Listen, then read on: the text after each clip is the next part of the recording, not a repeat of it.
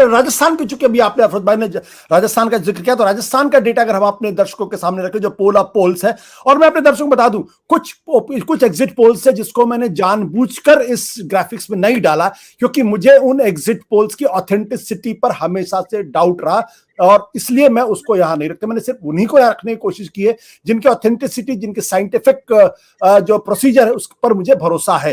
तो राजस्थान में अगर डालें तो इंडिया टुडे एक्सिस माई इंडिया का बड़ा इंटरेस्टिंग है। वो कांग्रेस पार्टी की जिताता हुआ दिखाई पड़ा, 86 से 106 सीट, बीजेपी की 80 से 100 सीटें, एबीपी वोटर 71 से 91, 94 से 114, यानी एक्सिस माई इंडिया राजस्थान में कांग्रेस की सरकार बनाता हुआ दिखाई पड़ रहा है, और सी वोटर वहां पे बीजेपी की सरकार बनाता दिखाई।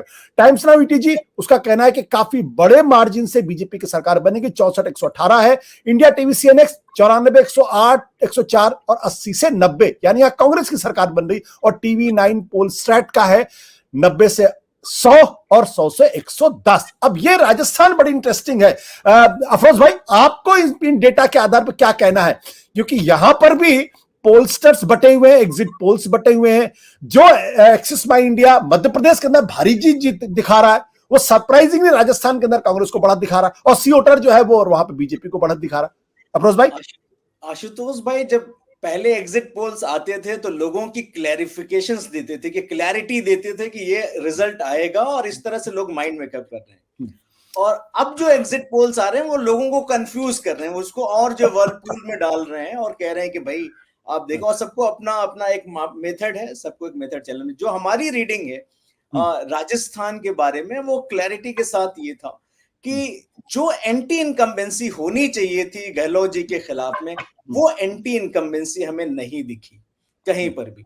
दूसरा एस्पेक्ट हमें ये देखने को मिला, जैसे कि ओल्ड पेंशन स्कीम से बहुत सारे बीजेपी के वोटर्स थे, वो इस बात पे एग्री कर रहे थे कि ये सरकार कम से कम जो है ओल्ड पेंशन स्कीम्स के बारे में बात तो कर रही है, एक डिसीजन तो ले रही है। तो जो एक बहुत ज्यादा चेंज का मूड था कि नहीं हम चेंज करते हैं इस सरकार को, इस तरह का कहीं हमें नहीं दिखाई दिया। लेकिन हमें एक चीज बिल्कुल समझ में आई कि जो फैक्शनलिज्म था वो दोनों तरफ बराबर थे। तो लोग जो, ऐसा नहीं था कि एक फैक्शनलिज्म दूसरे फैक्शनलिज्म को न्यूट्रलाइज कर रहा था। तो जो वहां पर एक सारा गेम प्लान है, वहां पर एक लोकल इलेक्शन है कि जो कैंडिडेट्स हैं उसको लोग किस तरह से पसंद कर रहे हैं। उसी तरीके का केस तेलंगाना में भी है। जिस तरह का एंटी इनकम्बेंसी लोग कह रहे हैं बीआरएस कांग्रेस को राजस्थान में, उसी तरीके का एक एंटी इनकम्बेंसी कहें, डिस्कॉन्टेंट कह ले, बेहतर टर्म है, डिस्कॉन्टेंट अगेंस्ट द लोकल एमएलएस यहां तेलंगाना में भी देखने को मिल रहा है। लेकिन ये कह दें कि एक वेव है चाहे कांग्रेस का तेलंगाना में या बीजेपी का राजस्थान में, ये मेरे लिए मुश्किल है इस स्टेज पे कहना। एक बहुत ही बेस्ट फाइट दिया है और एक दोनों विनेबल सिचुएशंस में है।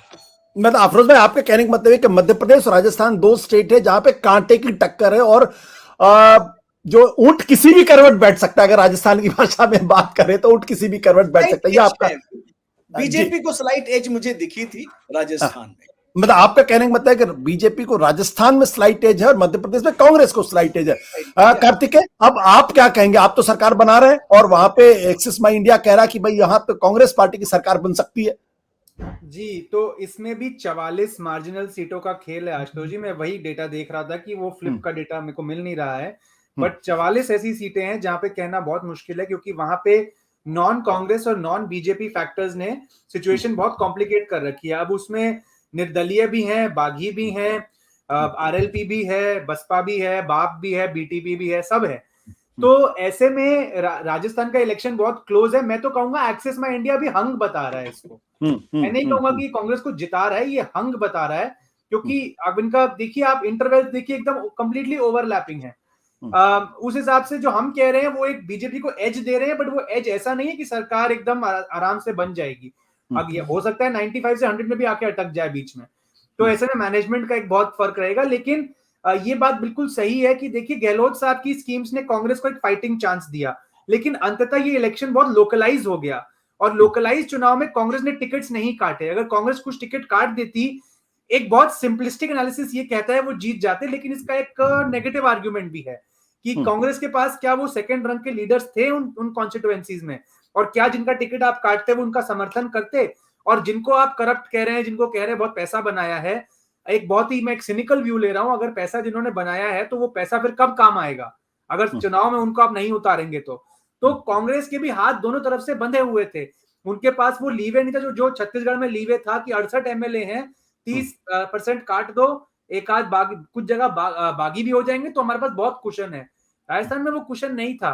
तो राजस्थान की स्थिति आज ही हमने जो बताया है अपने सर्वे में, सचिन पायलट का जो इलाका है हड़ौती, जो ये ढूंढाड़ का, वहां पे हम टाई बता रहे हैं, मेवाड़ में बीजेपी को आगे बता रहे हैं, लेकिन तकरीबन हर जगह कांग्रेस बीजेपी में टाई चल रहा है, एक्सेप्ट हम शेखावटी में कह रहे हैं कि कांग्रेस आगे है थोड़ा सा और बीजेपी मेवाड़ में थोड़ा सा आगे है। इसके अलावा हर जगह, चाहे आप मारवाड़ ले लो, चाहे आप ढूंढाड़ ले लो, हाँ हड़ौती में बीजेपी आगे, उनका गढ़ माना जाएगा, वो राजेश जी आती हैं वहां से। तो मुझे लगता है कि ये क्या दिखाता है, जब इतना क्लोज है एकदम, जिसे कहेंगे डेड हीट, तो ऐसे में इसका मतलब ये कि इलेक्शन बहुत लोकलाइज हो गया अंततः आते आते। तो उसके 2-3 कारण थे, एक मैंने आपको बताया, दूसरा ये कि बीजेपी ने भी बहुत इफेक्टिव कैंपेन नहीं चलाया वहां पे।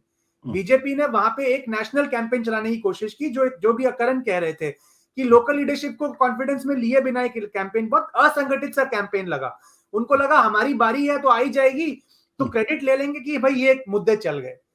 तो ये एक मुझे लगा। दूसरा, गहलोत साहब ने गैप क्लोज किया अपनी स्कीम्स के जरिए, तो अंततः फिर बात इस पर आ गई कि अब आखिरी जो माइल है वो कौन कवर करेगा, और ऐसा लगता है कि बहुत डेड हीट है। हालांकि इसमें भी 2 तरह के पोल्स हैं आशुतोष जी, आपको श्रीनगर दिखाएंगे तो एक पोल कहता है मामला वैसा फंसा हुआ है जैसी पिच भारत जिसपे खेली थी वर्ल्ड कप में, और एक सिचुएशन ऐसी है जहां ऐसा लग रहा है कि ऑस्ट्रेलिया वाली पिच है जहां बीजेपी सपाटा एकदम आगे निकल जाएगी।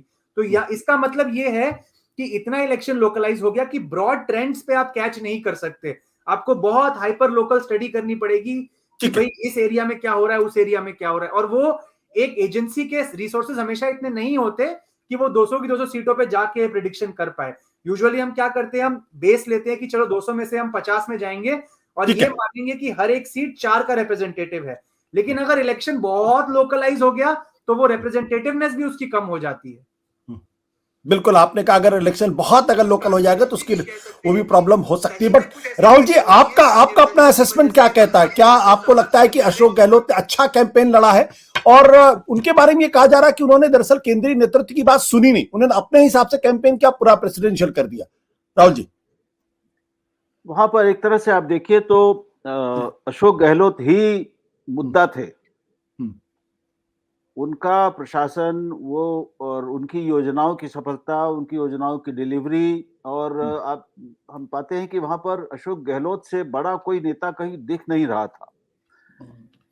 उनको जो दिक्कत थी, आंतरिक दिक्कतें, वो हम सब जानते हैं पायलट और अशोक गहलोत की, लेकिन वो अब बाद के हफ्तों में लगता है कि काफी उन लोगों ने संभाल लिया था उसको। और वहां पर दोनों शिविरों में आंतरिक मतभेद थे।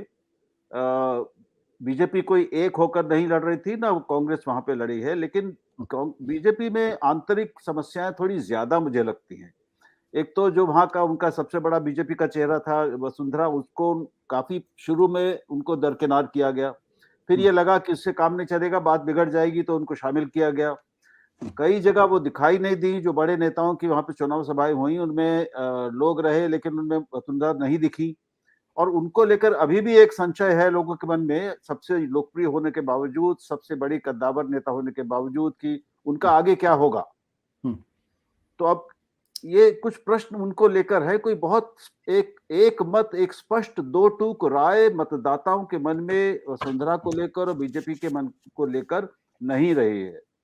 दूसरे, अशोक गहलोत के खिलाफ कोई बड़ा माहौल दिखा नहीं कि लोग उनसे बहुत ज्यादा असंतुष्ट हों, बहुत नाराज हों।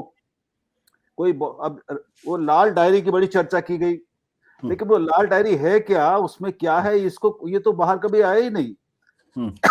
तो केंद्रीय एजेंसियां थी, वहां पर बड़े छापे भी पड़े, लेकिन उसमें कुछ निकला नहीं जी। तो उनका जो असर लग रहा था बीजेपी को कि वो केवल लाल डायरी का नाम लेकर और लहरा कर असर ना देंगे, तो नहीं हुआ। कि मुझे लगता है कि छत्तीसगढ़ में महादेव ऐप वाले मामले में उसका असर पड़ा है भूपेश बघेल के अपने वोटों पर। उस तरह का असर अशोक गहलोत पर नहीं पड़ा है राजस्थान। सत्य हिंदी का ऐप डाउनलोड करें गूगल प्ले स्टोर पर।